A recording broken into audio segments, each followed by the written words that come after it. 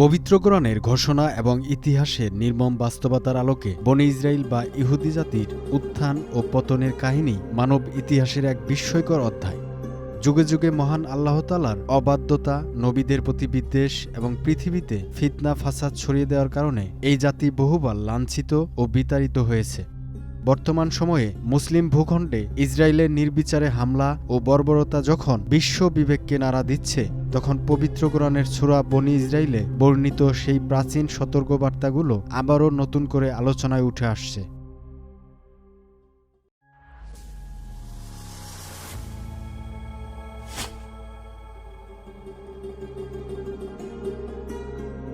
পবিত্র কোরআনের সূরা বনী ইসরাইলের ৪ নম্বর আয়াতে মহান আল্লাহ তাআলা ঘোষণা করেন, আমি বনী ইসরাইলকে জানিয়ে দিয়েছিলাম যে তোমরা পৃথিবীতে দুবার বিপর্যয় সৃষ্টি করবে এবং চরম অহংকারে লিপ্ত হবে। এই ঘোষণার মাধ্যমে স্পষ্টভাবে বোঝানো হয়েছে যে বনী ইসরাইল পৃথিবীতে দুইবার বড় ধরনের ফাসাদ ও বিশৃঙ্খলা সৃষ্টি করবে। ইতিহাস ঘেঁটে দেখা যায় এক সময় ক্ষমতার শীর্ষে পৌঁছে তারা আল্লাহর নবীদের অবমাননা করে, এমনকি নবীদের হত্যা ও বন্দী করার মতো ঘটনাও ঘটায়। বর্ণনায় পাওয়া যায় যে নবী হত্যার মতো জঘন্য ঘটনাও এদের ইতিহাসে লিপিবদ্ধ রয়েছে। এই অবাধ্যতা ও অপরাধের শাস্তি হিসেবে মহান আল্লাহ ব্যাবিলনের অগ্নিপূজক শাসক বকতে নছরকে তাদের ওপর আধিপত্য দান করেন। খ্রিস্টপূর্ব প্রায় ৬০০ সালের দিকে নছরের বাহিনী পবিত্র নগরী জেরুজালেমে আক্রমণ চালায়। সেই ভয়াবহ অভিযানে অসংখ্য ইহুদি প্রাণ হারায় এবং অনেককে বন্দী করে দাসে পরিণত করা হয়। ইতিহাসে এই ঘটনাকে বনী ইসরায়েলের জন্য এক বড় বিপর্যয় হিসেবে বিবেচনা করা হয়। তবে আল্লাহর রহমতে তারা পরবর্তীতে আবারও ঘুরে দাঁড়ানোর সুযোগ পায়। এই প্রসঙ্গে সূরা বনী ইসরায়েলের ৬ নম্বর আয়াতে বলা হয়েছে, এরপর আমি তাদের বিরুদ্ধে তোমাদের পালা ঘুরিয়ে দিলাম এবং তোমাদের ধন সম্পদ ও সন্তান সন্ততি দ্বারা সাহায্য করলাম আর তোমাদের সংখ্যায় অধিক করলাম। অর্থাৎ বকতে নছরের সেই ভয়াবহ আক্রমণের পর মহান আল্লাহ আবারও বনী ইসরায়েলকে শক্তি ও সমৃদ্ধি দান করেন। কিন্তু সেই যুগের পরও আল্লাহ তাদের সতর্ক করে দেন, যদি তারা সৎকর্ম করে তবে তার ফল তাদের নিজেদের জন্যই হবে, আর যদি তারা অন্যায় করে তবে তার ক্ষতিও তাদের নিজেদের ওপরই ফিরে আসবে। কিন্তু ইতিহাস বলছে, ক্ষমতার দম্ভে বনী ইসরায়েল আবারও সেই সতর্কবার্তা ভুলে যায়।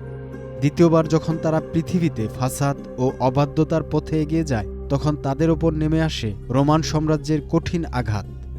রোমান সম্রাট টিটাস জেরুজালেম আক্রমণ করে শহরটিকে ধ্বংসস্তূপে পরিণত করেন। সেই আক্রমণে অসংখ্য মানুষ নিহত হয়, নগরীর পথে পথে লাশের স্তূপ জমে যায়, পবিত্র ধর্মগ্রন্থগুলো অপমানিত হয় এবং ধ্বংস করে দেওয়া হয় ঐতিহাসিক সেকেন্ড টেম্পল। এরপর ইহুদিদের দীর্ঘদিনের জন্য বাইতুল মুকাদ্দাস থেকে বিতাড়িত করা হয়। এটি ছিল তাদের নিজেদের কর্মের ফলস্বরূপ এক কঠিন শাস্তি। তবুও মহান আল্লাহ তাদের প্রতি দয়ার দ্বার পুরোপুরি বন্ধ করে দেননি। সূরা বনী ইসরায়েলের ৮ নম্বর আয়াতে বলা হয়েছে, সম্ভবত তোমাদের প্রতিপালক তোমাদের প্রতি দয়া করবেন, কিন্তু যদি তোমরা আবার আগের আচরণে ফিরে যাও তবে আমিও আবার শাস্তি পুনরাবৃত্তি করব, আর জাহান্নামকে আমি করেছি সত্য অস্বীকারীদের জন্য কারাগার। ইতিহাস এবং বর্তমান বিশ্বের প্রেক্ষাপট বিশ্লেষণ করে অনেকেই মনে করেন ইহুদিরা এখনও নিজেদের সেই আচরণ থেকে পুরোপুরি ফিরে আসেনি। নবী মুসা আলাইহিসসালাম থেকে শুরু করে নবী ঈসা আলাইহিসসালাম এবং সর্বশেষ নবী হযরত মুহাম্মদ সাল্লাল্লাহু আলাইহি সাল্লামের সঙ্গেও তাদের অবাধ্য আচরণের বর্ণনা ইতিহাসে পাওয়া যায়। ইসলামী চিন্তাবিদদের মতে বর্তমানে মুসলিমদের ওপর যে নির্যাতন ও পৈশাচিকতা চালানো হচ্ছে তা কোরআনের সেই সতর্কবার্তার দিকেই আবারও ইঙ্গিত করছে।